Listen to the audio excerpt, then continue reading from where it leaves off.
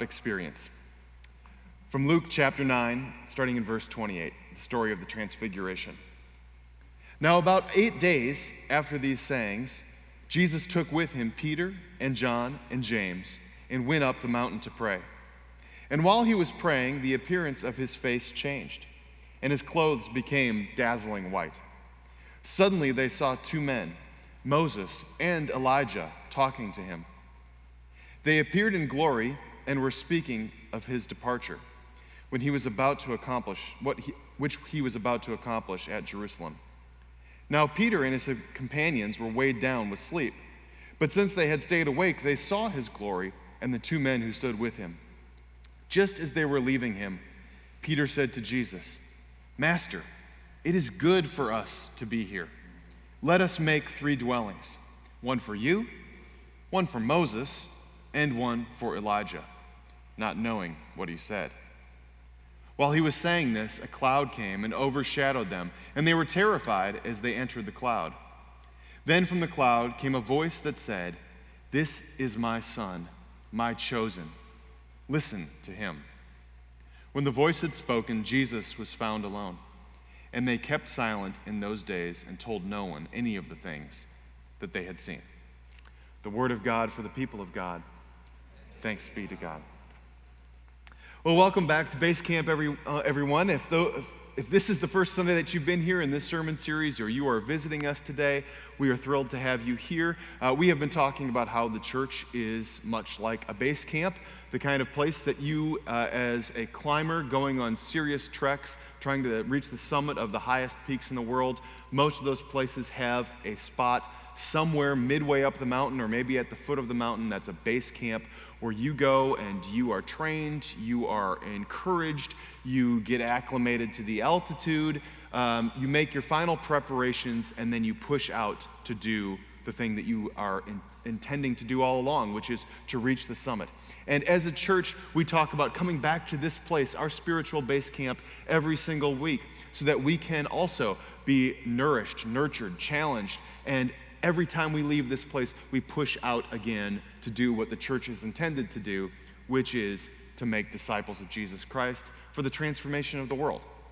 And so we've been talking about that, especially as we have been laying the groundwork for this two-headed campaign. The first part about the commitments we make for the year 2023, offering or submitting these commitment cards for our tithes and offerings. And then the second part of the campaign, of course, was the Basecamp campaign, a special 3-year capital campaign where we seek to eliminate the church's debt and do a few additional projects to address the immediate upkeep needs and the look of our base camp that we are a part of together.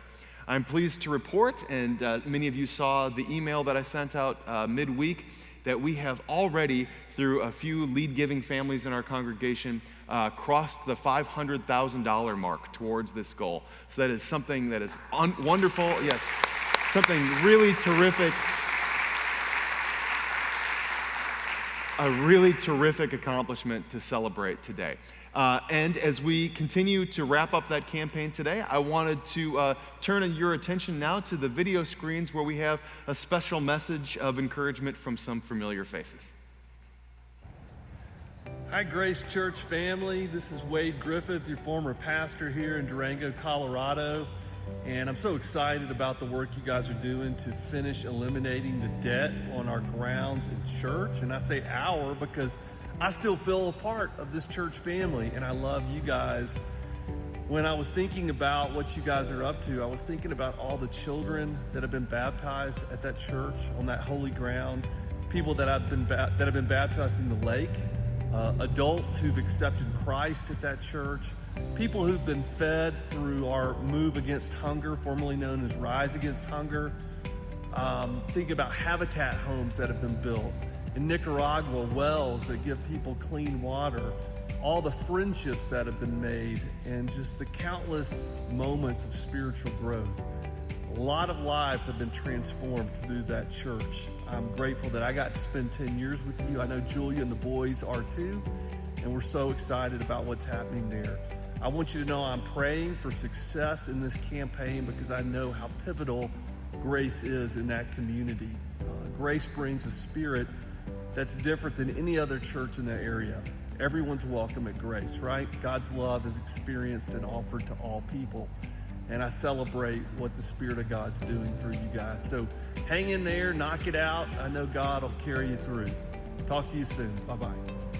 Hello, friends. My name is Keith Elder, and I had the honor of being pastor of Grace United Methodist before it was actually Grace United Methodist. It was Liberty Crossings when I first arrived in Birmingham. As you proceed with the capital campaign, I hope you realize that what you're doing is not just for you right now. It's something came before you and something will come after you, and you're one piece of that puzzle, an important link between the past and the future. And you'll enjoy it, certainly, but people will enjoy it for years to come because of your faithfulness.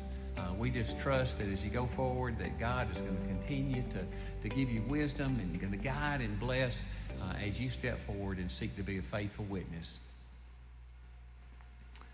Well, thank you to Keith and Wade for taking a moment to greet all of us and these words of encouragement. So I don't know how many of you know this, but Mount Everest, the tallest mountain in the world, is still growing. It's still growing. Not by a lot, but little by little each year the mountain continues to grow. That's because these gigantic continental plates deep beneath the surface of the earth continue to push together and continue to thrust Mount Everest up ever higher. Now again, we're not talking about 30 feet a year or anything like that. We're talking about in half inches, millimeters kind of distances. But one of the things that I thought about was, if you climbed Mount Everest, say, 10 years ago, well, you haven't climbed to the highest place on earth today, have you? I mean, not to take anything away from the accomplishment, but it's only the tallest place on earth in the moment that you're there. And then once you come down again, tomorrow it's just a micro distance higher than it was before. In other words, you can accomplish something, but you're going to have to come down again and then try to go up again later on and try to continue to reach the summit. If that's your goal, you're going to have to try it again later to continue to stay on top of the record books or to continue to meet the goal of reaching the highest point on earth in that given moment. Most mountain climbers, of course, reach the top of that peak and then they go on and they find some other challenging place to climb. Maybe it's not the tallest, maybe it's a little bit more difficult, or maybe they do it with different kind of gear, or maybe they do it without the use of oxygen tanks. Who knows?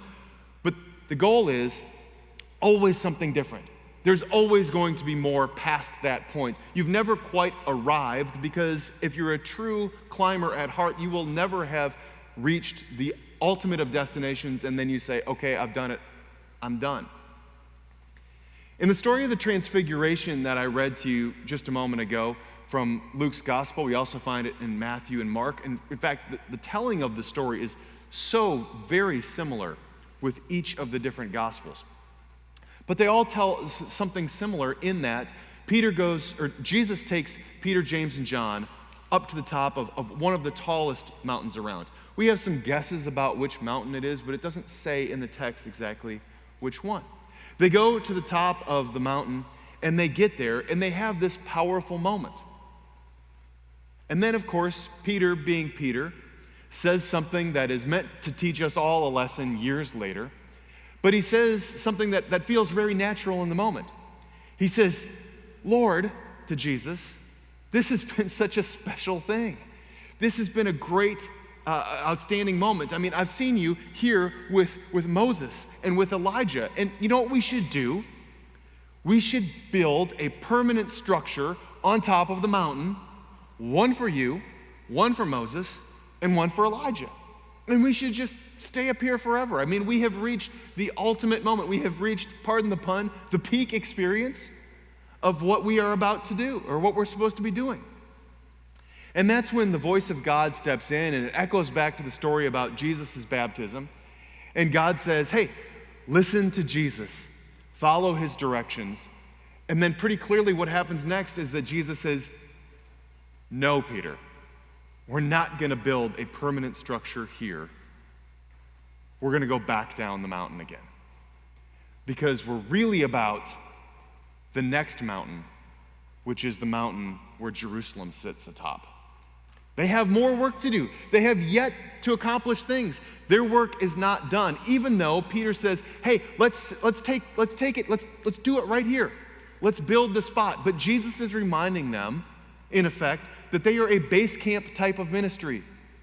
It is not about reaching this one destination point. It is not saying we have accomplished the greatest of all feats of Jesus followers by reaching the top of this mountain. Let's build 3 dwellings and let's just establish a new community up here where we can live and dwell forever and ignore the rest of what's down in the valley. Because Jesus has always been about moving on to what's next. He's never satisfied with just the way things are and content with leaving them as they are. Jesus always says there's more to be done. Let's continue to push on forward. It's time to go back to base camp, reevaluate, and then push out yet again. Now, as a church, we have been talking about this now for 4 Sundays. And we've cleared out the tents, we've put in the tables, and it's time to take a moment to breathe deeply and to celebrate the fact that we have accomplished so much already just by getting to this point. We are a church that has a 20-year plus history already to this point, which is a special thing. You know, most churches, when we think back on the history, you've got to go back to old books and records and clear off, musty covered books and look inside to remember that story. We remember that story. Some of you were a part of that original chapter of this story, but our history is not that old. And yet here we are today celebrating another peak experience by getting to the point where we have survived 2 decades. We've been through a great deal already together, COVID, a recession, and so forth. But we are here today and we are able to celebrate that we have reached the top of another peak. And in just a few moments, we'll have the opportunity to come forward and to share our gifts again here at this holy table. But we always remember that even while we celebrate today, tomorrow we go down and we push out again. And we do the work that we're called to do, to strengthen families by making and growing highly committed Christians to be disciples of Jesus Christ for the transformation of the world. And we have a story to tell. We have good news to share. We have an identity to spread far and wide because we offer something different here at Grace than can be found anywhere else in the immediate vicinity and in the community around us. We continue to push forward with a voice of welcome, saying that we are a warm-hearted, deep-thinking, Bible-based, inclusive community of Christ followers, people that treat their church as a base camp, not as the destination, not as the mountain peak, but as the spot where we grow, where we strengthen, where we are challenged, and where we push out again to do the work that we are truly called to. So let's take this time today, in this time of worship, celebrating sacrament, providing acts of service, providing acts of generosity and giving, breaking bread and coming together in fellowship and saying that this is a mountaintop moment for us. But tomorrow we write the next chapter. We push out again and do what the people of Jesus Christ are called to do as we make more disciples, as we share the good news, and as we build the kingdom of God in our community. Will you pray with me?